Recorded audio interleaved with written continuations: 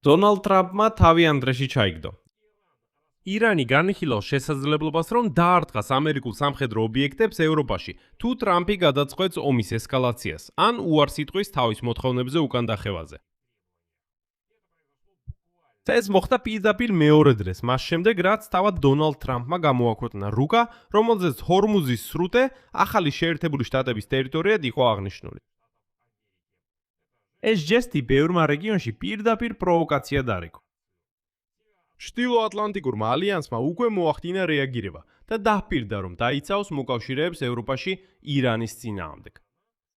მაგრამ დაფიქრდით, ირანი, რომელიც ტრამპის თქმით უკვე რამდენიმე თვეა დამარცხებულია და არც არმია ჰყავს, არც ფლოტი, არც რაკეტები, ეხლა ევროპასაც ახალი დარტყმებით ემუქრება. რა სიტყვით ასეთზე?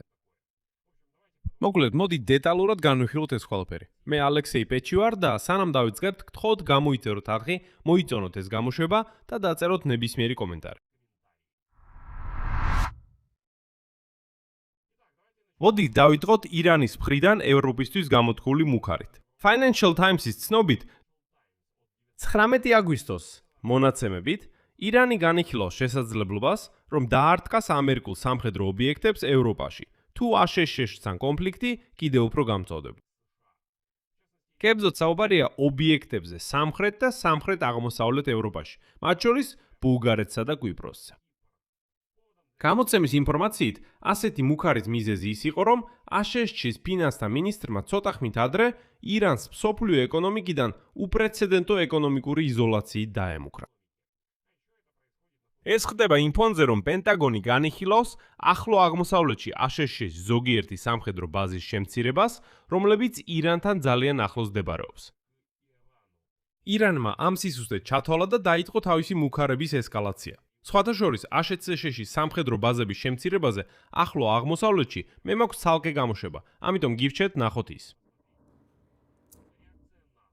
ნატოს რეაქცია ასეთ მუქარებზე სწრაფი იყო, თუმცა როგორც ყოველთვის საკმაოდ რბილი. ალიანსის წარმომადგენელმა განაცხადა, ციტატა, ნატომ მზად არის დაუპირისპირდეს ნებისმიერ საფრთხეს და ყოველთვის გააკეთებს ყველაფერს, რაც საჭიროა ყველა მოკავშირის დასაცავად. შემდეგ მან მოიყვანა კონკრეტული მტკიცებულება იმისა, რომ ალიანსს უკვე გაუმკლავებია მსგავსი საფრთხე პრაქტიკაში. კიდევ ერთი ციტატა. როგორც ეს უკვე ნაჩვენები იყო წელს, როდესაც ნატოს საჰაერო თავდაცვის სისტემებმა წარმატებით ჩაჭრეს ირანიდან თურქეთის მიმართულებით გაშვებული ბალისტიკური რაკეტები. 4 სხვადასხვა შემთხვევაში ჩვენი შეკავებისა და თავდაცვის შესაძლებლობები ძლიერია და ეფექტური. აქ საუბარია მიმდინარე წლის მარტზე, მაშინ მართლაც 4 ირანული ბალისტიკური რაკეტა, რომლებიც თურქეთის მიმართულებით მიფრინავდნენ, ნატოს სისტემებმა ჩაჭრეს. ამ თავდასხმების შემდეგ კი. ამ თავდასხმების შემდეგ ალიანსმა გააძლიერა ანტისარაკეტო თავდაცვა მთელი ბლოკის ტერიტორიაზე და განაცხადა, რომ ანტისარაკეტო სისტემების მომატებული მზადყოფნის დონე შენარჩუნდება მანამ, სანამ ირანის მხრიდან საფრთხე არ შემცირდება. ეხლა ამ დრომდე ეს საფრთხის დონე არ შემცირებულა. ნიშნულოვანია ისიც, რომ ირანის ეს საფრთხე სრულიად ახალი არ არის. ეს თეირანის უფრო გრძელი ესკალაციური ხაზის ნაწილია. შეგახსენეთ, ჯერ კიდევ თებერვალში მაგალითად ამ წლის თებერვალში New York Times-ი იუწყებოდა, რომ აშშ-ის დარტყმებზე ირანის წინააღმდეგ ისლამურმა რესპუბლიკამ შეიძლება ამერიკული ობიექტები ევროპასა და ახლო აღმოსავლეთში დაარტყას. ანუ თებერვლიდან აგვისტომდე თვითონ საფრთხის თხის ლოგიკა არ შეცვლილა. უბრალოდ ეხლა ის კონკრეტულ ქვეყნებზეა მიმართული და გამყარებულია ახალი ეკონომიკური მიზეზით. ანუ ტრამპმა გადაწყვიტა ომი ეკონომიკურ სიფრთხეში, სანქციების სიფრთხეში გადაიყვანოს და ეკონომიკური დახრჩობის და ირანი ამას ახალ ესკალაციად ავიქვამს და ამობს, მაშინ ჩვენ პასუხად უკვე ევროპას დავარტყამ. მაგრამ, როგორც Financial Times-ის წყაროები თეირანში ამტკიცებენ, ირანის მუქარები უბრალოდ ასე არ გაჩენილა.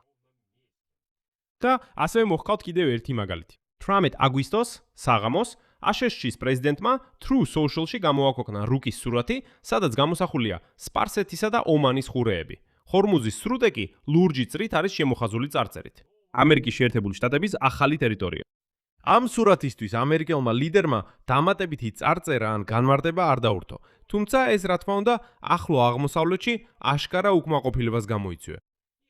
და ეს პოსტი დონალდ ტრამპის მუქარების გაგრძელება, რადგან პირველად ის აპირებს ჰორმუზის სრუტე აშშ-ის ტერიტორიად გამოაცხადოს. ტრამპმა ეს განცხადება პარასკევს ნიუ-ჯერსიში ერთ-ერთ მიტინგზე გააკეთა, ჯერ კიდევ ამ რუკის გამოქვეყნებამდე. ამასთან მნიშვნელოვანია, რა თქმა უნდა, გაუმიჯნოთ პოლიტიკური განცხადებები და იურიდიული სტატუსი. თავად რუკის გამოქვეყნება საერთოდ არ ცვლის ჰორმუზის სრუტის საერთაშორისო სამართლებრივ სტატუსს და არ ნიშნავს მის ფორმალურად შეერთებულ შტატებთან მიერთებას.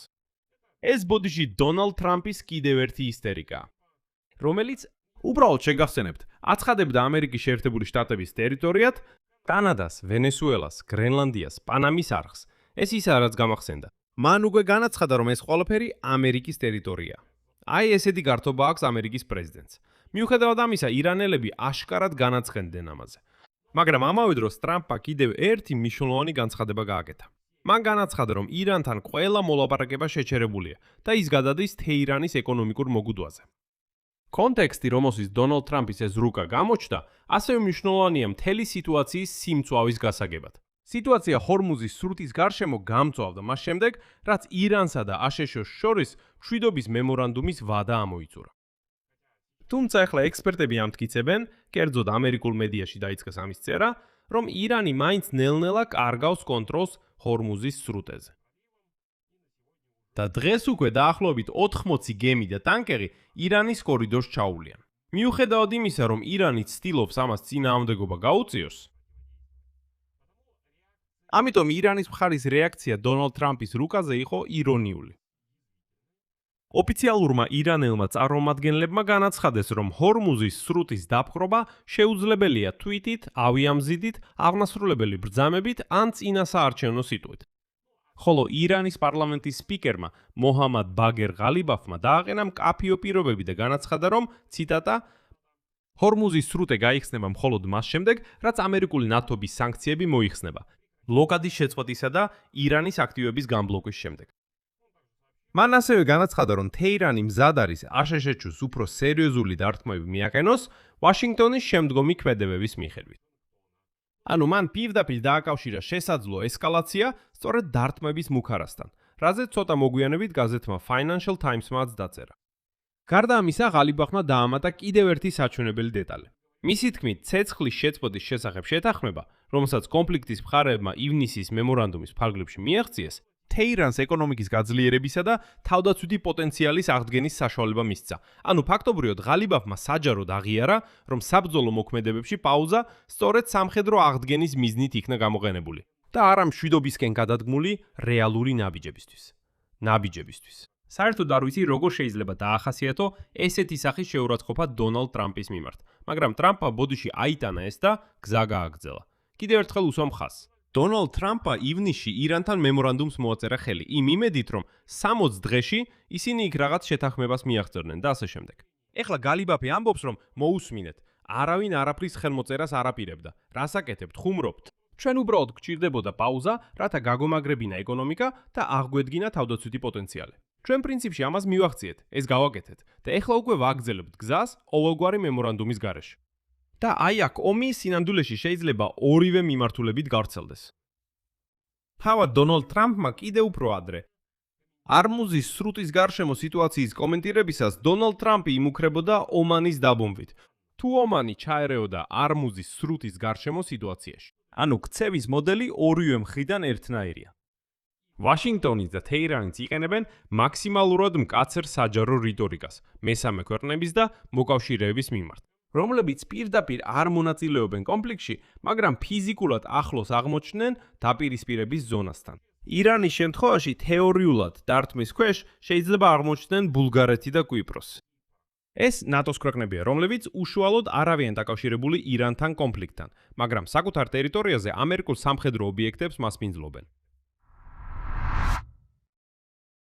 შედეგი. და ეს პროვოკაციული რუკა დონალდ ტრამპის მიერ, სადაც აშშ-ს ახალი ტერიტორია აღნიშნული, გამოჩნდა მომდევნო დღეს, როცა ჰორმუზის სრუტის გარშემო ყველა დიპლომატიური ილუზია გაქრა და თითქმის მაშინვე გამოიწვია თეირანის საპასუხო რეაქცია.